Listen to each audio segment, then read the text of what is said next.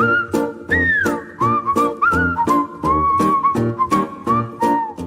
everyone. Thank you so much for joining us. This is Carol Raso. I'm the Senior Strategy Director at Elderwerks.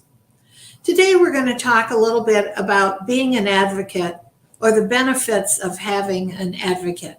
So the roadmap to advocacy, which is difficult, sometimes bumpy, and we're here to support you through it. As we know, during this past several months, we've been facing recent challenges and ongoing challenges with COVID as well as the pandemic. With these challenges, we've become more aware of how important it is to know what our resources are and what our knowledge level is and what the options are that we can choose. And that's where Elderwerks can help.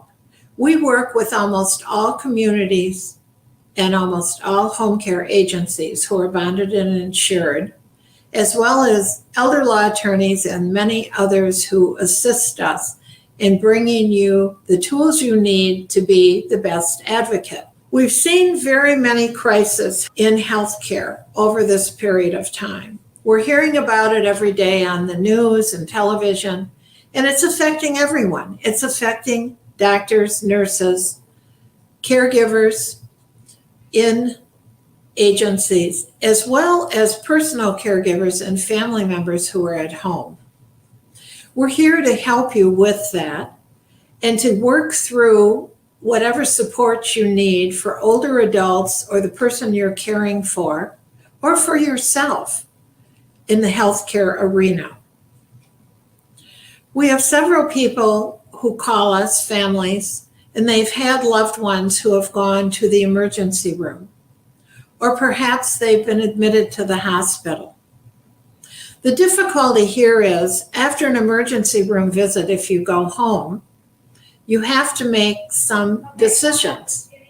They will tell you often that they are sending you home and home health care will come in. This is a nurse who will come to visit and oversee whatever the patient needs.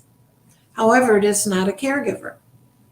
When you're in the hospital or your loved one is in the hospital or the person you're caring for, the case manager, who is really the quarterback for the team and the oversight for everyone helping and working with the patient in the hospital, will communicate with you and say either that this particular patient is going to go home or they may be discharged over to rehab. If you're going into rehab, they will usually give you a list of communities and say to you, why don't you review these and let us know which ones are of interest that you would like us to see if there's availability. This is a daunting task when you're caring for someone and overseeing them and trying to be their advocate at the hospital during this time of really crisis. So you can call Elderwerks.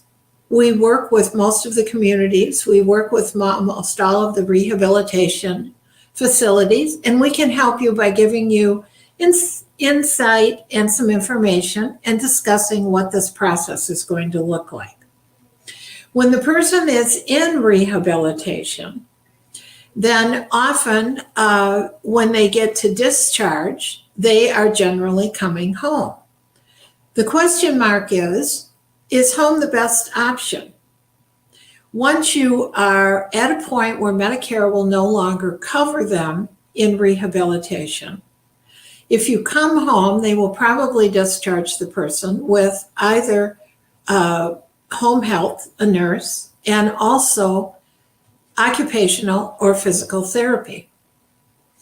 These are not caregivers. They will come in, they will work with the patient, try to get them stronger. However, it's a responsibility of the primary caregiver at home to be sure that the patient continues the routine and help them along the way until the next visit.